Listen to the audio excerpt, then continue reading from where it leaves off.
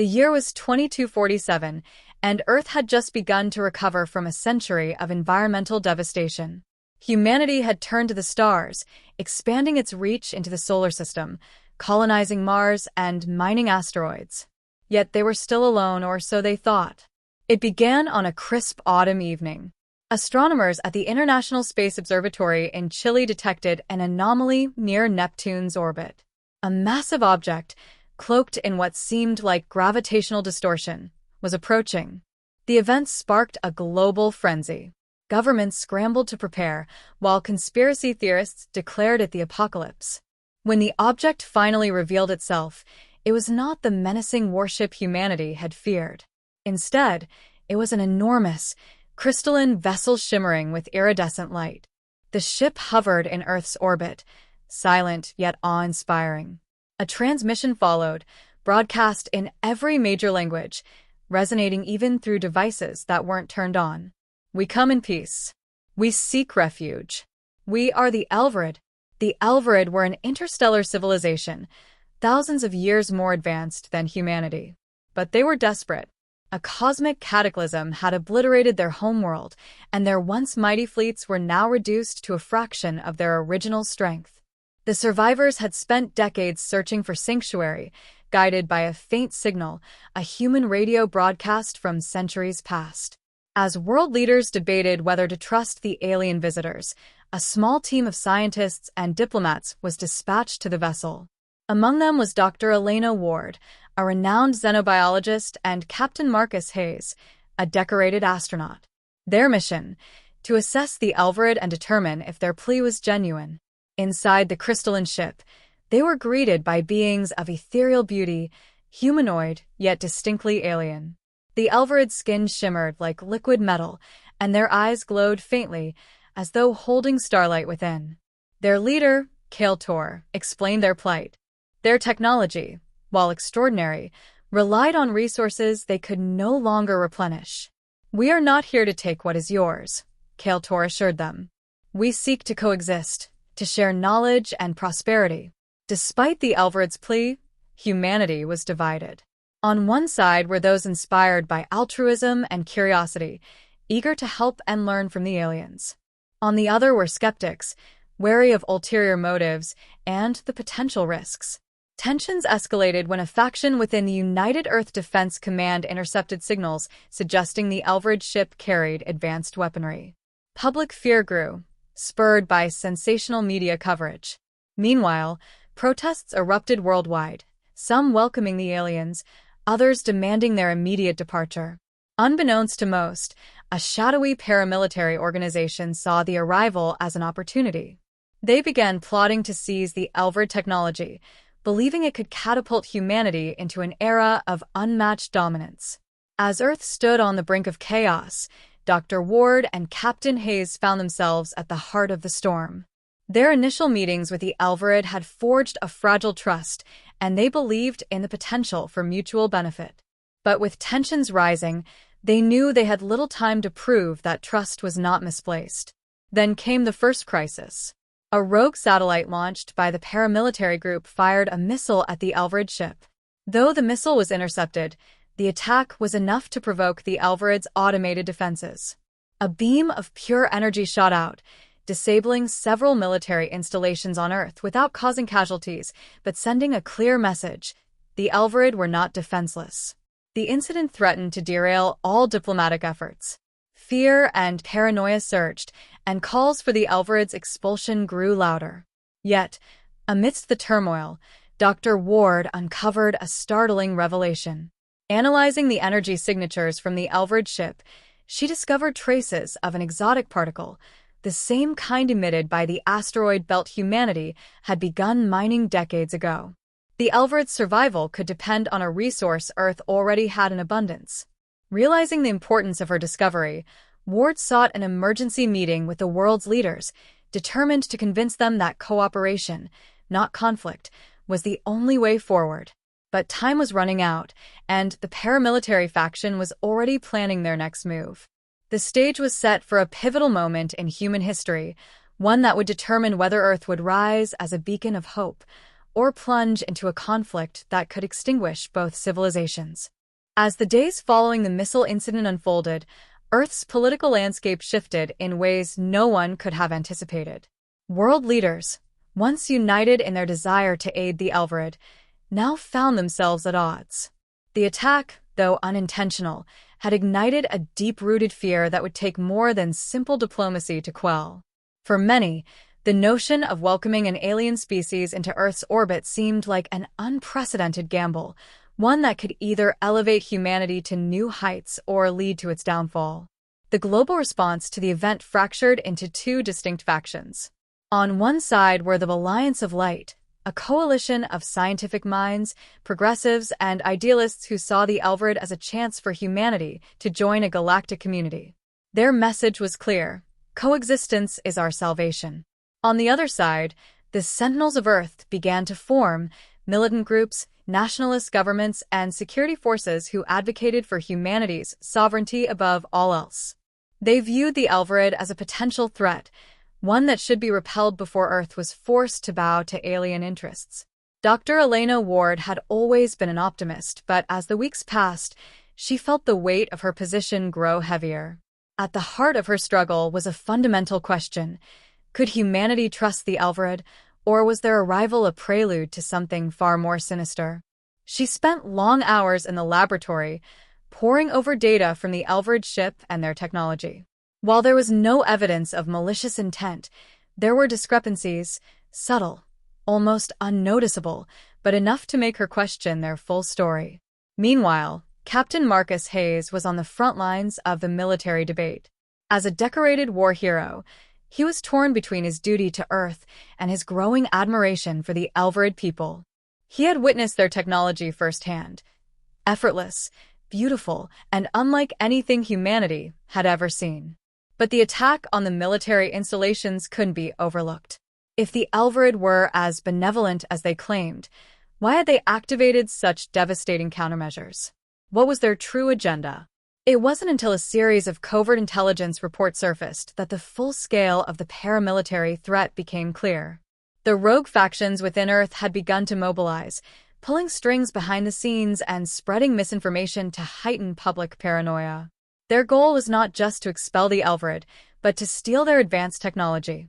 These shadow operatives were ready to fight, no matter the cost. Dr. Ward's revelation about the rare particles from the asteroid belt only fueled the fire. Humanity had long mined these resources for energy, but the Elverid seemed to require it for their survival, specifically, a compound that stabilized their fading technology. Earth's resources were the key to maintaining their fleet, to saving their people. To the Elverid, Earth was more than just a refuge, it was a lifeline. But if Earth's leaders couldn't unite, if they couldn't reach a decision in time, the consequences could be dire. The United Earth Council convened an emergency summit, the first of its kind in over 2 decades. Representatives from every nation gathered in the secure chambers of the Council's headquarters, their faces grim and unsure. At the head of the table sat Dr. Ward, the only one who had been in direct contact with the Elverid. Beside her was Captain Hayes, who had provided critical military insights into the escalating threats. Both of them were now tasked with convincing the leaders of Earth that cooperation, not conflict, was the key to survival. "We are on the precipice," Dr. Ward began, her voice steady despite the weight of the moment. "The Elverid do not want to dominate us. They are desperate. They seek only to survive, and their survival depends on our resources. But we can make this work. If we help them, they will help us. Imagine what we could learn, what we could build together." But her words were met with resistance. The leader of the Sentinels of Earth, General Nicholas Derrick, stood up, his face hard and unyielding. "You expect us to believe that? You think we can just hand over our resources and let them walk away unscathed? We don't know them, Elena. For all we know, they've been planning this from the start, using us as pawns. And what happens when they no longer need us? We become expendable." The room erupted into heated debate. Some argued that humanity's future depended on aligning with the Elverid. Others believed that Earth's resources should remain firmly under human control, no matter the cost. The rift was widening, and Dr. Ward realized that a decision would have to be made quickly, before it was too late. It was Captain Hayes who broke the tension, his voice commanding attention. "I've seen their technology. I've seen their people. They aren't here to conquer. They're not here to enslave us. They need us, yes, but more importantly, they offer us something we've never had before, a chance to grow beyond our own limitations. The choice is ours. We can rise to the challenge, or we can let fear dictate our fate." The room fell silent. As the leaders of Earth sat in uneasy contemplation, the weight of the moment settled in. They stood at the crossroads of history, one path leading toward unity and interstellar peace, the other toward isolation and mistrust. The decision was not an easy one, but it was clear. Earth could either extend the hand of peace, or it could watch as the opportunity of a lifetime slipped through its fingers. As Earth's leaders debated their course of action, the tension grew unbearable. Every day, the media buzzed with conflicting stories, some heralding the Elvrid as saviors, others depicting them as subtle invaders. But amidst the rhetoric, something far more dangerous was unfolding in the shadows. The paramilitary factions, known as the Sentinels of Earth, were making their move. General Nicholas Derrick, the leader of the Sentinels, had long believed that humanity could never trust the Elvrid. The peaceful message, the promises of cooperation, it all felt too perfect, too staged. Derrick, a man who had fought in countless skirmishes and wars, wasn't about to risk Earth's future on the whims of an alien race, no matter how advanced. But the truth was darker than anyone had imagined. A covert alliance had formed between the Sentinels and rogue elements within Earth's military-industrial complex, secretive corporations, and influential politicians who saw an opportunity for power in the wake of the Elvrid's arrival. They had secretly infiltrated the Elvrid supply chain, gaining access to their technology through covert means. They had also discovered the true extent of the Elvrid's desperation. The aliens weren't just dependent on Earth's resources for survival, they were seeking a particular kind of energy that could reshape the balance of power across the galaxy. And they would stop at nothing to obtain it. Derrick and his allies made a fateful decision. If they could control the Elvrid's technology before the rest of the world did, they could hold humanity's future in their hands. No longer would they be at the mercy of the alien race. They would become the new rulers of the stars. With this vision in mind, the Sentinels set their plan into motion, beginning with a daring act of sabotage. Late one night, a small but highly trained team of Sentinels infiltrated one of the Elvrid's secondary ships docked in Earth's orbit. They planted explosives designed to disable the Elvrid's power core, aiming to cripple their operations without outright provoking an all-out war. It was a calculated move, one that would send a message to the Elvrid while ensuring humanity remained in control. The next morning, Earth awoke to chaos. The Elvrid ship trembled as a massive explosion rocked it, sending shockwaves throughout the planet's communication networks. A cascade of energy pulses emanated from the stricken ship, disrupting everything in its wake. Telecommunications, navigation systems, and even some of Earth's military satellites went dark. The Elvrid were caught off guard, but not helpless. They quickly restored control, their technology far more resilient than humanity had anticipated. However, the damage was done. The trust that had been carefully cultivated was shattered. In the wake of the attack, the Elvrid accused Earth of betrayal. Their leader, Kale Tor, broadcast a message to the world, his voice laced with both sorrow and anger. "Your people have broken the trust we placed in you. We came seeking refuge, and you have shown us hostility. We will not stand idle while our very existence is threatened." As the Elvrid's words echoed through every television and communication channel, the world was left in shock. The Alliance of Light, those who had pushed for cooperation, was devastated.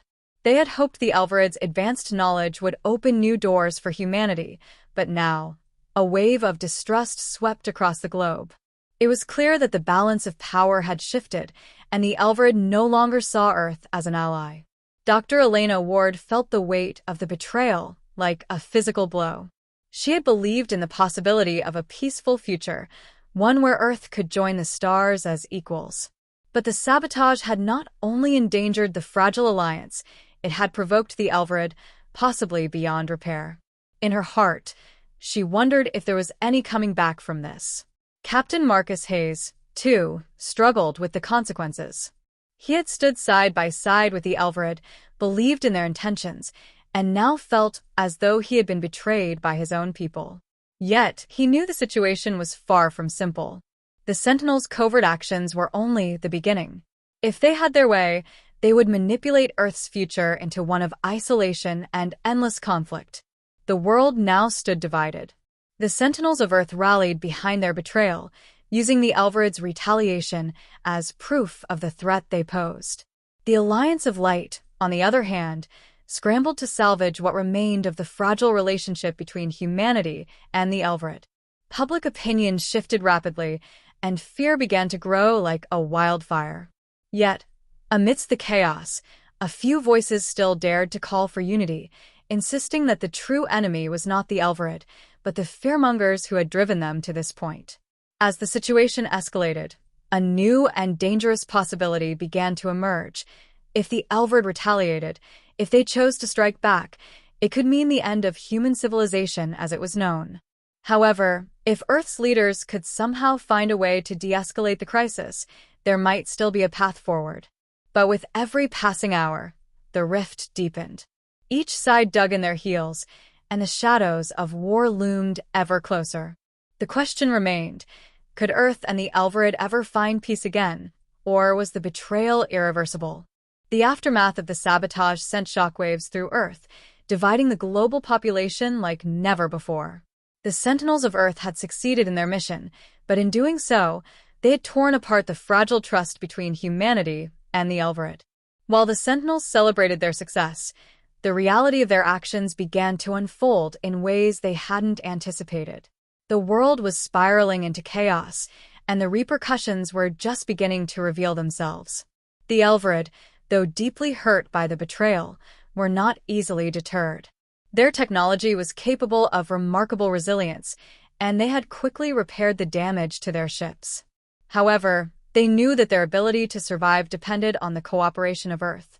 Without access to the exotic energy source from the asteroid belt and the resources Earth provided, they would be forced to return to the void, a fate no one in their civilization was willing to accept. Kale Tor, the Elverid leader, understood the gravity of the situation. His people were desperate. The long search for a new home had taken its toll, and their fleet was in no condition to engage in a prolonged conflict. Yet, if they had no other choice, they would fight to survive.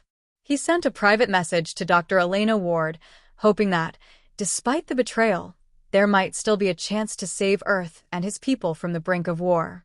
Dr. Ward, we have not forgotten the trust you showed us. But time is running out. If your leaders do not act, we will be forced to take matters into our own hands. This is not a threat, it is a necessity. For Dr. Ward, the weight of Kale Tor's message was a crushing reminder of how close they all were to the precipice. She knew that any misstep could lead to a devastating conflict. But she also knew that the Sentinels had no intention of backing down. They were committed to their cause, no matter the cost. In the coming days, the world's governments began to fracture further. The Alliance of Light, though still united in their desire for peace, found their position increasingly untenable. The Sentinels had successfully painted the Elverid as a potential threat to Earth's survival, and fear of alien invasion spread like wildfire. Even some of the most progressive leaders began to waver, torn between their desire for interstellar cooperation and the growing pressure to protect Earth at all costs. Meanwhile, the Sentinels were growing bolder. They had already sabotaged a number of critical Elverid operations, setting traps and planting false information to undermine any diplomatic efforts. Their ultimate goal was clear: to gain control of the Elverid's most powerful technologies, particularly the energy sources they so desperately needed. In their eyes, the Elverid had become nothing more than pawns to be manipulated or destroyed. Captain Marcus Hayes, who had once believed in the possibility of unity, found himself caught between two worlds. He had always been loyal to Earth, but now, as the stakes grew higher, he felt the heavy burden of his conscience. He knew the Elverid were not the true enemy. The real threat was the internal conflict that had divided his own people. The Sentinels, with their militaristic ideals, were not simply acting in defense of Earth. They were playing a dangerous game of manipulation and power. Hayes tried to warn his superiors, urging them to take a diplomatic approach before it was too late. But the Sentinels had already made their mark. A wave of military aggression swept through Earth's military forces, and soon, a series of minor skirmishes erupted between Earth's factions. The Elverid, who had refrained from striking first, were now under siege on multiple fronts. Dr. Ward, ever the optimist, continued her efforts to reach Kael'tor. She knew that the Elverid were watching every move, and if Earth's leaders couldn't find common ground, the consequences would be catastrophic. She arranged a covert meeting with the Elverid, hoping to find a path toward peace. She had to convince them that not all of humanity was as misguided as the Sentinels. But as the meeting took place aboard the Elverid's flagship, a devastating report reached Dr. Ward's ears. The Sentinels had launched a surprise assault on a key Elverid installation, one of the few remaining facilities capable of harvesting the precious energy that powered their fleet. The attack was brutal, and the casualties were mounting. The Elverid responded with overwhelming force, turning Earth's orbit into a battleground. The war had officially begun.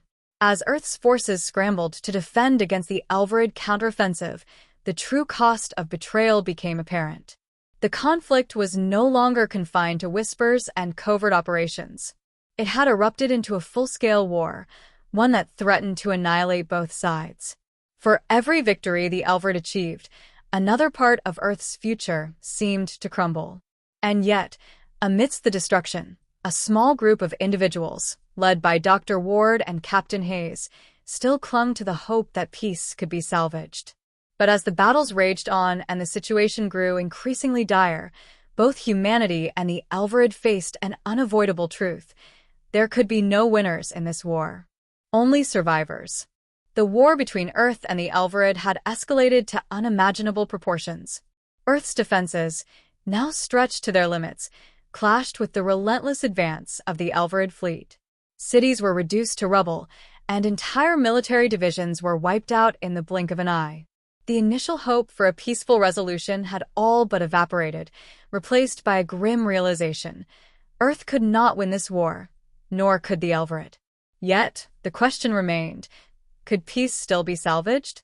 Dr. Elena Ward and Captain Marcus Hayes found themselves in a position they never imagined, standing between two opposing forces, both of whom were determined to see the other destroyed. Despite the chaos around them, they clung to a fragile belief that diplomacy could still prevail. But with each passing day, their options dwindled. The Sentinels, who had orchestrated much of the sabotage that had led to the conflict, were now positioning themselves as Earth's saviors. They had weaponized fear and misinformation, rallying more and more factions to their side, while casting the Elverid as invaders. Their influence spread rapidly, and any effort to negotiate with the Elverid was met with increasing hostility from Earth's military and political leaders. The tide of public opinion was shifting, and it seemed that those who advocated for peace were growing fewer in number. Meanwhile, on the Elverid side, Kael'tor faced his own dilemma.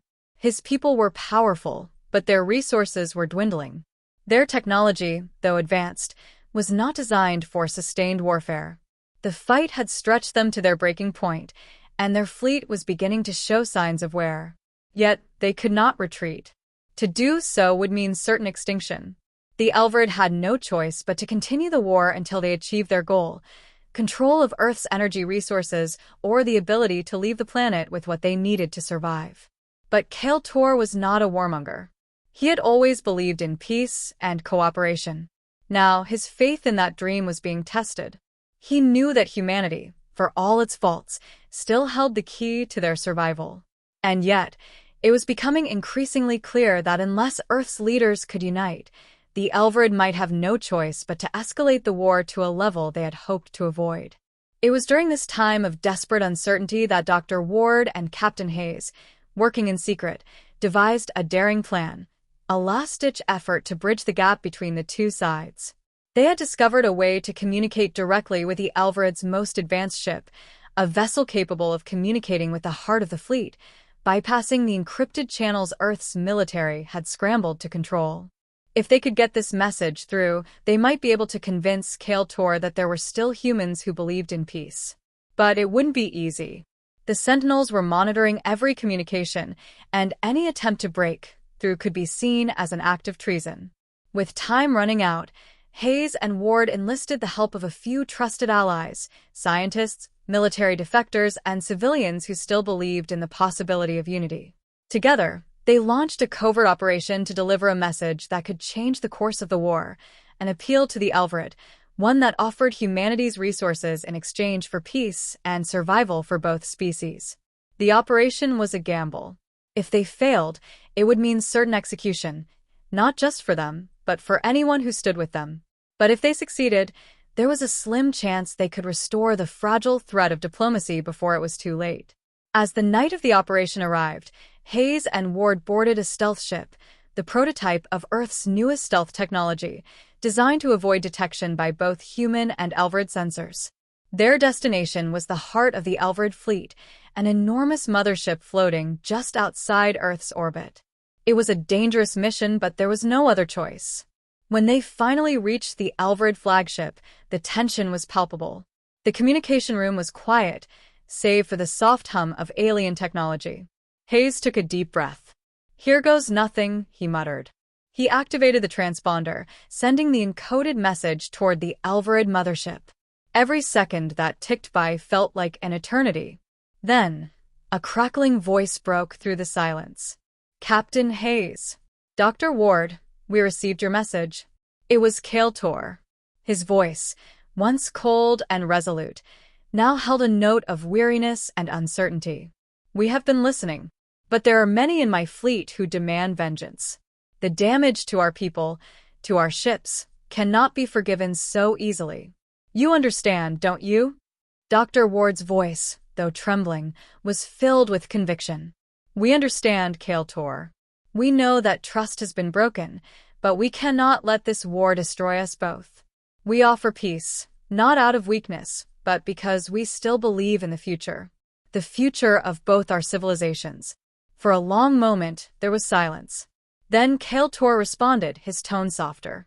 "I will consider your offer, but I cannot guarantee the outcome. You have bought humanity a chance, whether you know it or not." It was a small victory, but a victory nonetheless. Kale-Tor had agreed to meet, to discuss the terms of a possible ceasefire. Yet, both sides knew that the negotiations ahead would not be easy.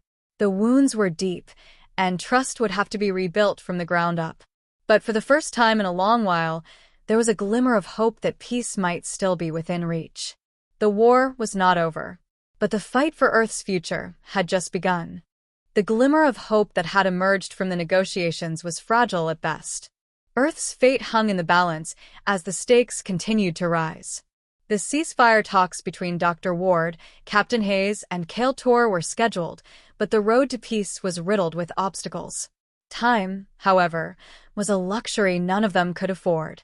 The conflict had already taken a staggering toll on both sides, and the specter of all-out destruction loomed closer with each passing day. The world's political landscape was in turmoil. Despite the ceasefire agreement, the Sentinels of Earth had not stopped their campaign of sabotage. They had grown bolder, launching coordinated attacks on key Elvrid installations while undermining the peace efforts at every turn.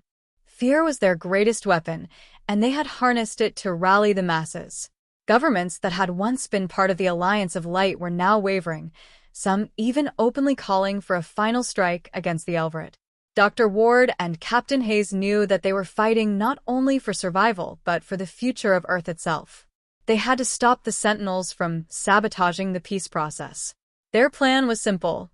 They would expose the Sentinels for what they truly were, a dangerous faction bent on manipulating Earth's resources and inciting further conflict. If they could prove that the Sentinels were responsible for the violence, they could regain control of the narrative and shift the global response back toward diplomacy. But the task was far from simple. The Sentinels were entrenched within Earth's military infrastructure, and their influence extended far beyond the borders of any single nation. Any attempt to expose them would be met with fierce resistance. It was a battle not just for peace, but for the very soul of humanity. The Elvrid, too, were feeling the pressure.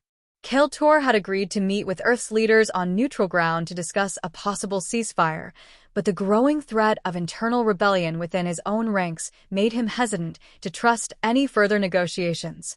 Some factions within the Elvrid fleet wanted nothing to do with peace. Their only desire was to secure Earth's resources and make sure that humanity would never again be a threat to them. Kael'tor had to balance the interests of his people with the slim hope that Earth's leaders could bring an end to the bloodshed. In an effort to prevent further escalation, Dr. Ward and Hayes took a bold step. They secretly traveled to the Elvrid flagship to meet with Kael'tor personally. The journey was perilous, with Earth's military forces on high alert, and they had no guarantee that their mission wouldn't be compromised by the Sentinels. But it was their last chance to bring about peace. When they arrived on the Elvrid flagship, they were immediately escorted into the command center, where Kael'tor was waiting. The alien leader's eyes were heavy with the burden of his people's plight. His once confident demeanor had been replaced by a quiet sorrow.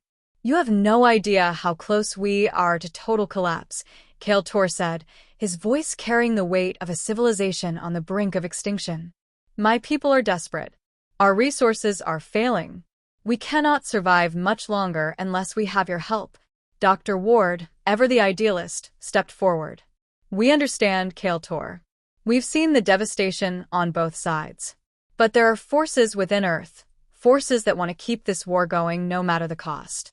We have to stop them. If we don't, everything we've fought for will be lost." Captain Hayes added, his voice unwavering. "The Sentinels are manipulating Earth's sphere. They've been sabotaging everything, from our peace talks to your ships. We need to expose them, before it's too late." For a moment, Kael'tor was silent, weighing their words. His people were at a crossroads, and he knew that the coming days would determine their fate. But the longer he delayed, the more he risked losing everything. His people had already suffered too much. And now, with Earth on the brink of collapse, he was faced with a heartbreaking choice: trust the humans he had come to see as allies or secure his people's future by any means necessary. "We will work together," Kael'tor finally said, his voice tinged with both determination and exhaustion. "But know this, my people are not without their own agenda. If this peace is to work, it must be on our terms as well. You will have to prove that humanity can be trusted, that Earth is not a world of endless conflict." With that, the ceasefire talks were set to proceed. But the path forward was fraught with peril.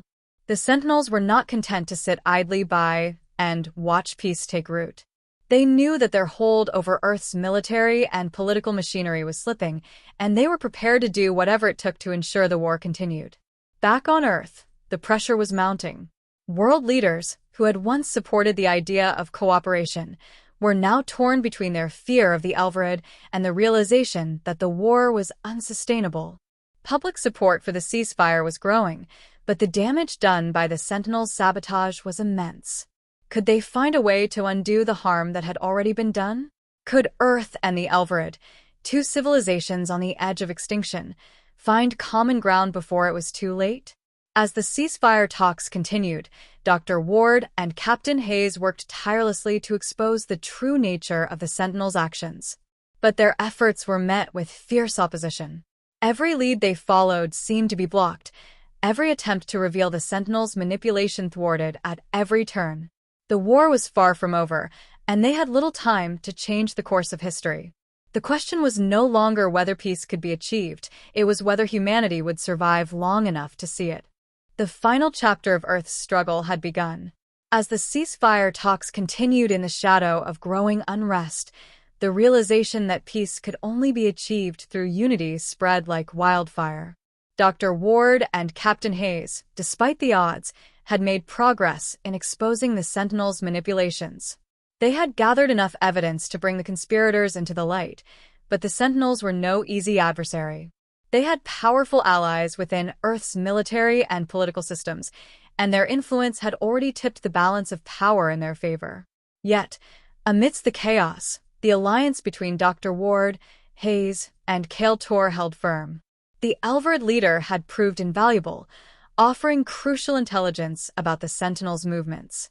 He had also pledged to provide Earth with the resources it needed, advanced technology and energy sources, if humanity could come to terms with the reality of its own destructive potential. The world was on the edge of total annihilation, but there was one glimmer of hope: a joint military operation to capture the Sentinels and prevent the war from spiraling into something irreversible. Dr. Ward stood on the balcony of a makeshift command center, looking out over the war-torn landscape of Earth. The air was thick with tension. Cities had been reduced to rubble, and the once bustling cities now lay in ruin, their streets deserted and their infrastructure decimated. Yet, in the face of such devastation, humanity had begun to heal. There was an unspoken understanding now. Earth's future was not in its power to destroy, but in its power to rebuild. "We can do this, Elena," Captain Hayes said, his voice steady behind her. "We just have to trust that our people will stand together in the end. We've shown them the truth. The rest is up to them." Dr. Ward nodded, her eyes filled with a sense of purpose. "It's not just up to us. It's up to every single person on this planet. We've failed too many times to let this slip away." The final operation began under the cover of night. Dr. Ward, Hayes, and a small group of military and civilian leaders had joined forces with the Elvrid. Together, they executed a daring strike on a major Sentinel stronghold deep in the heart of Earth's military compound. Their target was clear: expose the heart of the Sentinels' network and dismantle their hold on Earth's government. The battle was fierce. The Sentinels had anticipated an attack and were well prepared, but the joint forces, human and Elvrid, fought as one. The coordination between the two civilizations was remarkable. The Elvrid's advanced weaponry and Earth's tactical expertise created an unstoppable force. Slowly but surely, they began to push through the Sentinels' defenses, making their way to the heart of their operations. As the final confrontation neared, Dr. Ward and Hayes made their way to the central control room, where the Sentinels' leaders were holed up, prepared to trigger a devastating counterattack that would wipe out both their enemies and the last remnants of Earth's military. The room was filled with tension, and the air was thick with the smell of burning fuel and explosives. "Stop!" Dr. Ward shouted as they entered the control room. She and Hayes had their weapons trained on the Sentinels' commander, a figure draped in dark military armor, whose eyes gleamed with cold calculation. "You've already lost. This ends now." The Sentinel commander smirked, though it was a hollow expression. "You think you've won? Earth's people will never accept your terms. We are the future. You are nothing but a dying world." But Dr. Ward's voice was unwavering. "No, you're wrong. The future belongs to those who can choose peace over destruction. Earth may have stumbled, but we've learned. And we'll make sure that the mistakes of the past are never repeated." With that, the final blow was struck. The Sentinel leader was apprehended, and the network that had manipulated Earth for so long was dismantled. As the dust settled, Earth's future became clear. No longer would fear and conflict dominate the planet. Instead, Earth would look toward the stars, not as conquerors, but as partners. Kale Tor, who had been a silent observer from the Elvrid flagship, communicated with Dr. Ward and Hayes after the operation. His message was simple, yet profound. The Elvrid will honor our agreement. Earth will receive the resources it needs to rebuild. Together, we will chart a new course, one that ensures both our survival and prosperity. And so, Earth began its slow recovery, not as a lone planet, but as a beacon of hope in the vastness of space. The war was over, and a new era had begun, an era of cooperation, unity, and shared ambition. Humanity had proven its resilience, its ability to overcome its darkest impulses, and its capacity to rise from the ashes. But there was still much to be done. The work of rebuilding Earth and the fragile alliance with the Elvrid was just beginning. Together, they would face the unknown, exploring the stars with newfound hope, knowing that their greatest strength lay not in their weapons, but in their capacity for peace. The dawn of this new era was not one marked by triumph over an enemy, but by the triumph of the human spirit, proving that even in the face of destruction, there was always the possibility of rebirth. And with that, the human race took its first steps into the wider universe, not as a conqueror, but as a partner in the ongoing story of interstellar cooperation.